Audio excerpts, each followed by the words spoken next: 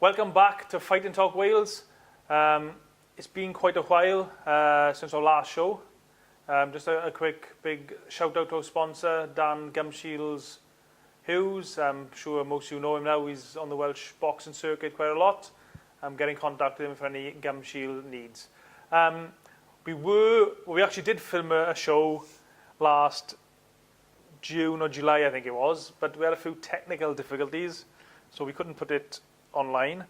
Hopefully the technical difficulties are sorted out now, and well, if you're watching this, they've been sorted out. If you don't, well, they haven't. Right, before we go any further, just a serious point. Welsh amateur boxer Nathan Davis was hurt in a contest last year or last season.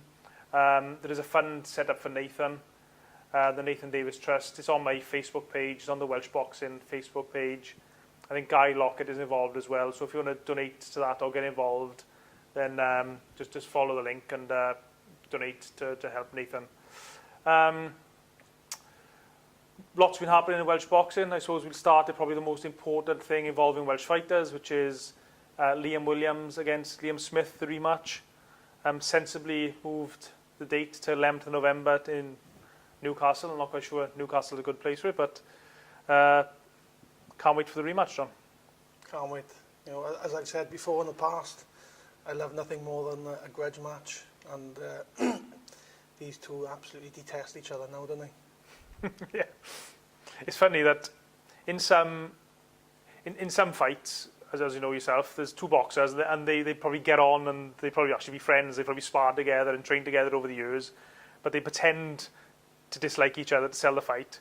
Whereas Liam Williams and Liam Smith, I think they actually seriously dislike. I don't think they particularly liked each other before the first fight, but they were both very respectful and acted like they didn't actually like each other. Yeah. They actually played down the grudge angle, which is very unusual.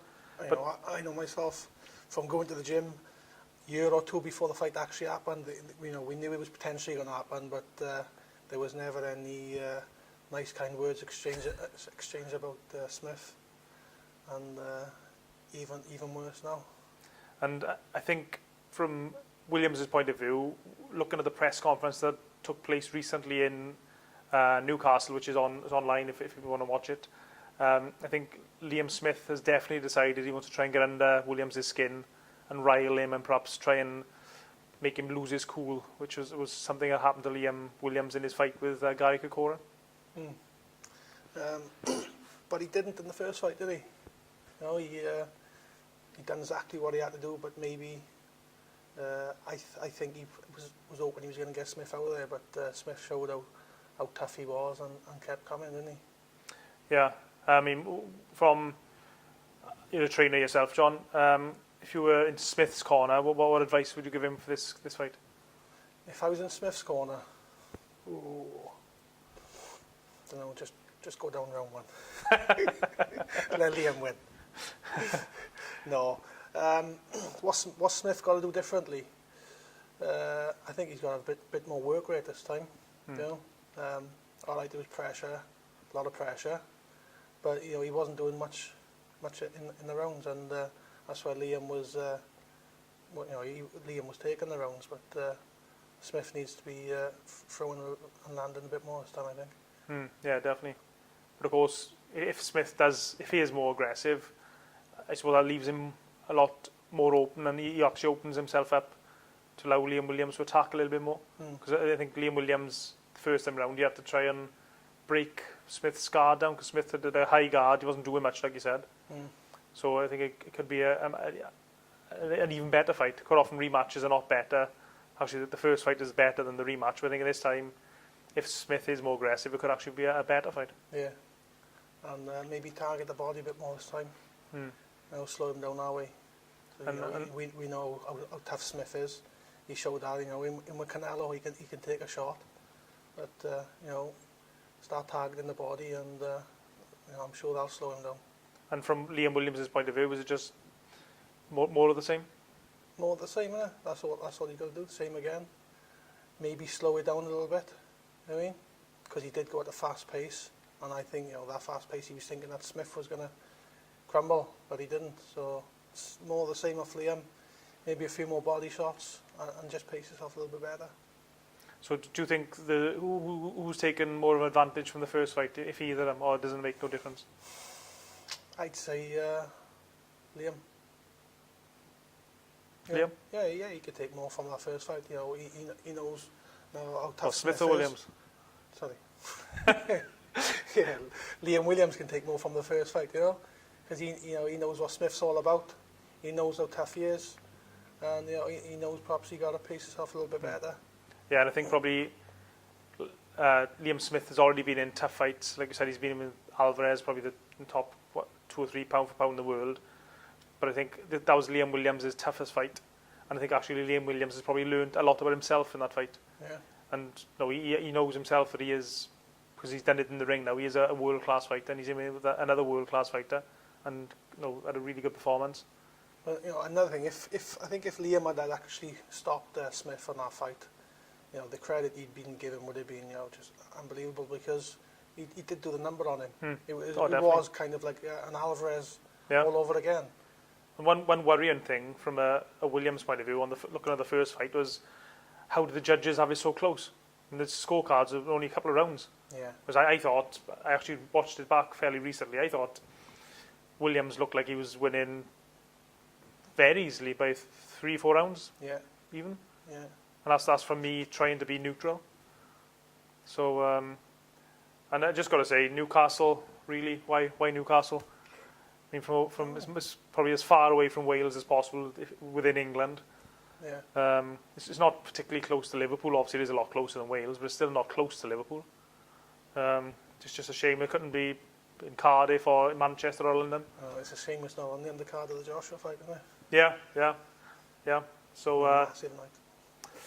Yeah, you mentioned the Joshua fight there. We'll just touch on that. It's a massive event for all of British boxing, but it's great that the World Heavyweight Championship for the first time since Lewis Box Bruno is taking place here in Wales. Be great for just Wales as a country, I think, to have probably one of the biggest names in world sport. It's funny because Joshua was here against Dorian Darch, what was it, 3 years ago? Yeah. And I was in the CIA, and he wasn't even sold out. But yet he's in Cardiff, the Principality now 3 years later, and I think he sold 70,000 tickets within a couple of hours. His name is just a massive name, isn't he?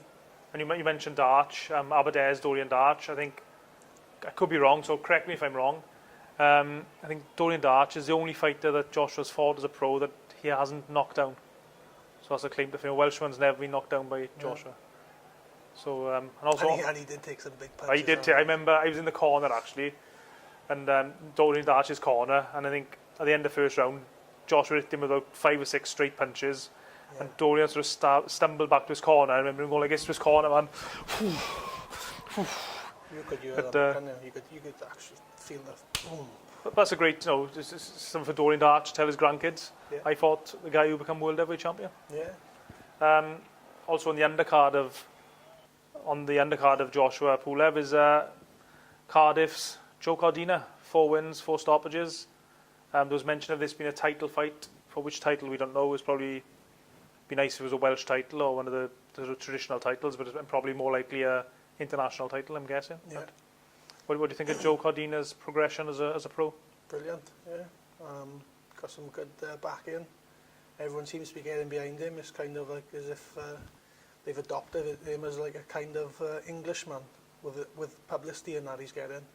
I'm sure he's gone up to England. He's in an English camp, and he seems to be sparring and being around all the top boys in England. And it looks like people are getting behind him. It's sad it doesn't really happen in Wales, but that's the way it is. But I suppose that's the difference when you're a matchroom fighter. They get the big money behind them, the big Sky TV, and they're able to push their fighters a lot quicker than other promoters. Which is great, to see a Welsh fight again, this kind of exposure. Another Welsh fighter who's making waves is Andrew Selby, fighting on 7th October in York Hall, fighting a tough Mexican. On paper it looks a tough fight, but I just expect Selby to dominate again. I mean, he can't be far off a world title now.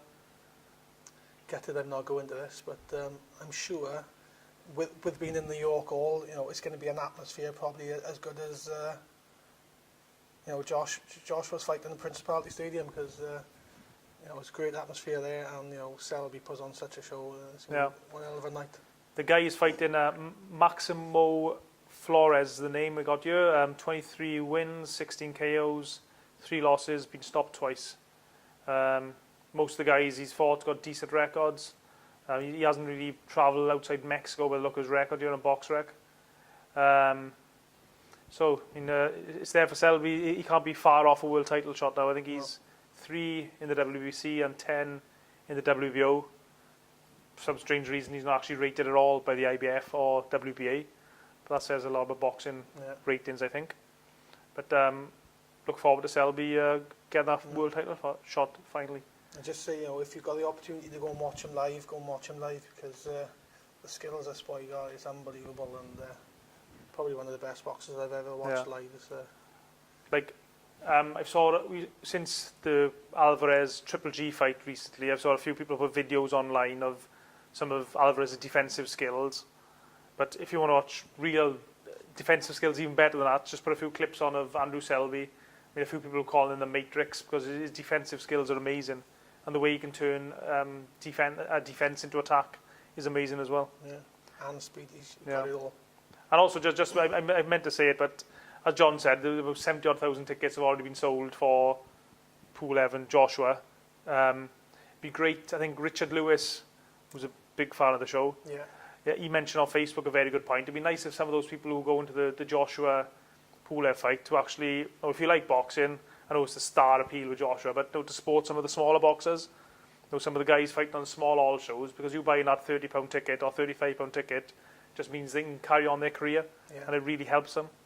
And you know, there are some cracking shows on these small hall shows, some cracking fights, which takes up to the 14th of October, show in Merthyr. I mean, it was meant to be headlined between Gavin Gwynn and Henry Jones. I believe that fight's off now, John. Henry James, sorry, I believe that fight's off now, John. Yeah, Gavin Gwynn posted yesterday that Henry's picked up an injury, and he's going to be fighting for some international belt now, some foreign import. Yeah, it's a real shame, because that would have been a good fight. Yeah, I mean, it's a real fight. I mean, both guys, the Welsh title's a real title. It's not like some of the WBC international whatever belt, or the WBA intercontinental pan-European belt, or whatever they call it. It's a real title, a real belt, something to be real proud of when you look back on years to come. When the boys are fighting for that belt, you know you're going to see a fight. You know, they want it. That belt means a lot to the Welsh boys. So, just get this off. Yeah, and I know it would be good to see Gavin Gwynn in a fight where he's fighting someone who wants to win just as much as he does. Yeah, you know, and Henry said, you know, he started off his career as a bit of a journeyman, in and out of the gym. He's now come back to boxing, had a good couple of wins, surprised a few boys, and you know, he would have been going into that fight more than confident of winning that fight. I just hope whoever the opponent is they get for Gavin Gwynn, I hope he's someone who goes into the fight looking to get the win, not someone who's just there looking to make up the numbers. Yeah. You know, I know it's tricky for promoters, but I think Gwynn now and needs to step up. He's done his sort of his apprenticeship, I suppose, of fighting the sort of the journeyman, but he needs to have a few fights now against guys who are trying to win. Yeah, and, you know, as he said, he's come into boxing. You know, he knows he's not going to be world champion, but you know, he wants to win a Welsh title, and you know, and he wants to be in proper fights where he can go in there and give it his best and get these boys out of here. You know, not really just journeyman to make up the numbers. Also on the 14th of October show was Olympian Fred Evans. Had one fight now. He's looking to get his second pro fight under the belt. We expect a big performance from Fred. Nathan Thorley, Richie Cannon, Ricky Rowlands. All these guys looking to progress in their career. As of yet, looking on BoxRec, there's no opponents for them. I did try and find out the opponents recently, but as of yet, there's nothing. What else we got there? Callum. How do you pronounce that? Bassetti, I always say. Bassetti, yeah. But Callum from Caerphilly. Caerphilly. One of the best pro debuts I ever seen when Callum boxed down in Newport a few months ago. talented kid over with Jamie Arthur. Really looking forward to seeing how he progresses. Just wish he'd been a bit more active. Yeah. We've got Christian Toos from Swansea, JJ Evans with training with Darren Wilson, very good boxer. I remember him as an amateur, and Daniel Barton. So it's basically the up and coming guys of Welsh boxing. Like I said, it was disappointing the main event. Gavin Gwynn and James has been cancelled, or James is not going to be fighting. But hopefully they can get a suitable opponent, a suitable replacement. And I just hope that they get, some of these, the boys they bring in, I hope, some British boys, Yeah. When you see them fighting these foreign imports, like some of them like to try and put on a bit of a show, but then you got some of them that just there to survive, and it's like watching some bloody boring sparring match sometimes. Yeah, I mean, I know it's difficult for promoters, but yeah, we could see perhaps one or two more even matched fights, a couple of 50-50 fights, or like you said, some guys from England, just bring them over, and the fights mean something a little bit more then. It's nothing worse than watching somebody in with a journeyman who's only there to survive because he's fighting, maybe next week or whatever. So he's just tacking up, taking a shot. We need some competitive fights. And the week after in LC2 in Swansea, another show. This is straight off Box Rec, so I mean it may not be up to date. We've got Zach Davis, Chris Jenkins. Be good to see Chris back in action. Chris isn't on that show, is he? Chris is off that show, no. Yeah, I saw something. He's fighting. Is he fighting a 4-rounder somewhere? I think he's fighting up country in a week or two. I think, yeah. Right. Kieran Gethin, Mitch Buckland. Be good to see Mitch back in action. His career's sort of stalled a little bit. He seemed to be building a bit of momentum. I know he had family problems, which sort of obviously takes priority over boxing. But I hope Mitch can get things. Mitch is another boy. He's on that level, isn't he? Yeah.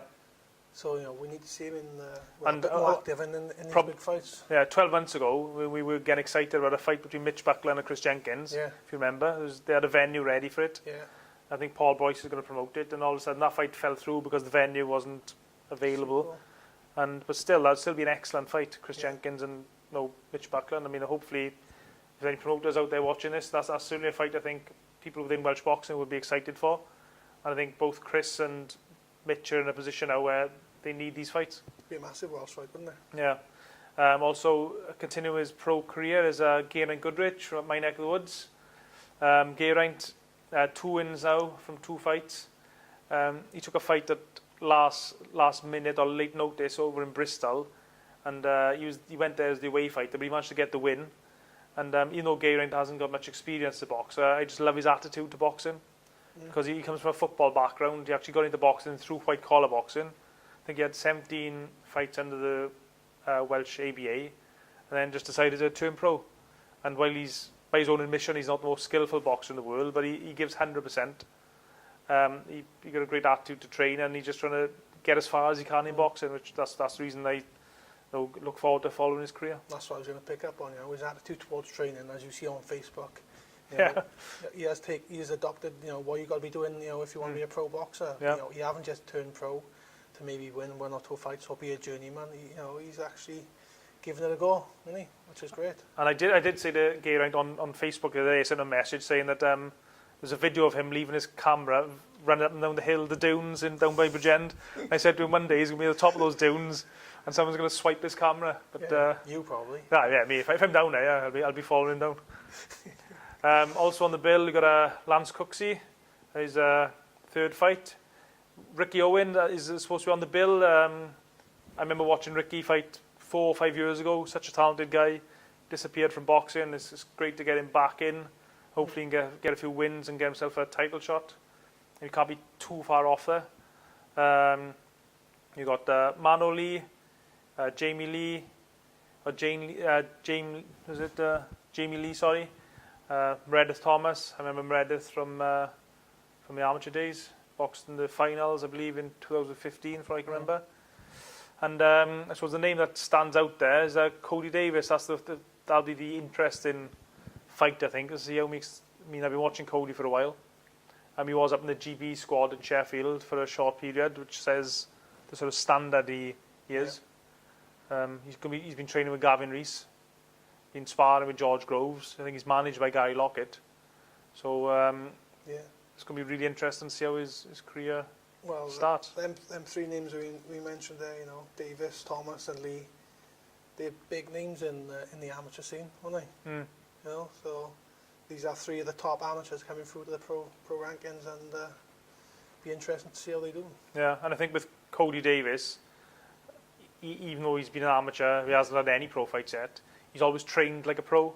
He has been pretty much like a full-time pro, while still in the amateur ranks. Yeah, I know he regularly posts these sort of training videos online, and he's sort of built up a bit of a following already. Yeah, and I mean, Gavin Rees is his trainer, former world champion, taking him all over the place sparring.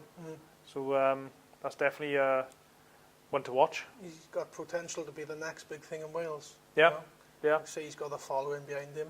That's all he needs to do now is perform in these fights, and yeah. We got another Joe Calzaghe. Yeah, he's boxing at light heavyweight. I think he had to come down in weight from his amateur. He was a little bit heavier in the amateurs, I think, from what I can remember. I think he boxed as a heavyweight in amateurs, which is 91 kilograms.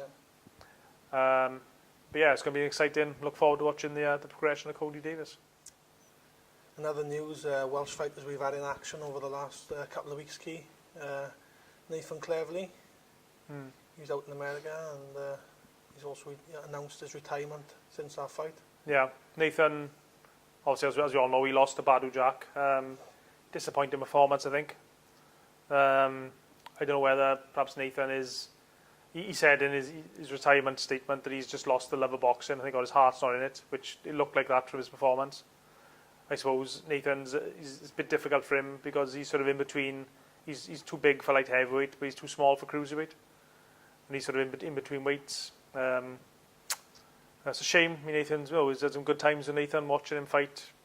He's brought a lot of entertainment for Welsh boxing. The two fights with Bellew, I know the second one wasn't a great fight, but he's been a flag bearer for Welsh boxing for a good few years. Yeah. And do you think it's the right decision? Yeah, I mean, I think if due to his weight, he's probably too small for light heavy and struggles with the weight because he obviously has boxed at cruiserweight already, and he's clearly from the fight with Tony Bellew, he's not a big enough for cruiserweight. And boxing is too tough a game really to be involved in if you don't enjoy it, if you don't got the heart. Nathan's a clever guy. He's got a maths degree, and so he probably has other options as well. Yeah.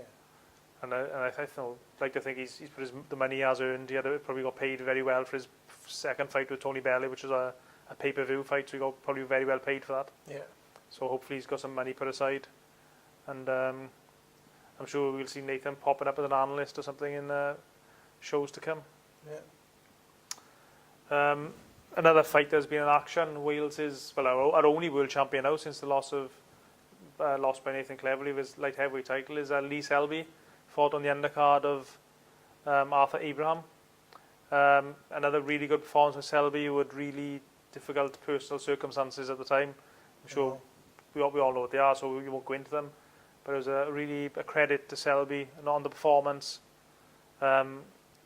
But in any circumstances, it was a great performance. But in the circumstances he was in, I mean, amazing performance. Yeah, unbelievable. Fair play. And I think Lee Selby's in a position he needs big fights. The awkward thing for Selby is he's a very difficult fighter for anyone to fight. He's so skilled and so talented, but he's still not a big name. I think he needs these big fights, but I'd like to see these big fights happening in Wales as well, or at least in Britain. He's fought in America a couple of times, which is must be great for Lee, great experience, and getting his name out in America. But I'd like to see how British boys fighting on our home soil. I do. Yeah, I mean, Carl Frampton in an interview in the last few days he mentioned Lee Selby. He didn't totally commit himself to fighting him, but he said he was open to the idea. But Carl Frampton's a big name. And I'd imagine Carl has quite a drawing power with the TV networks and the promoters, so he'd probably be able to call the shots on who he decides to fight.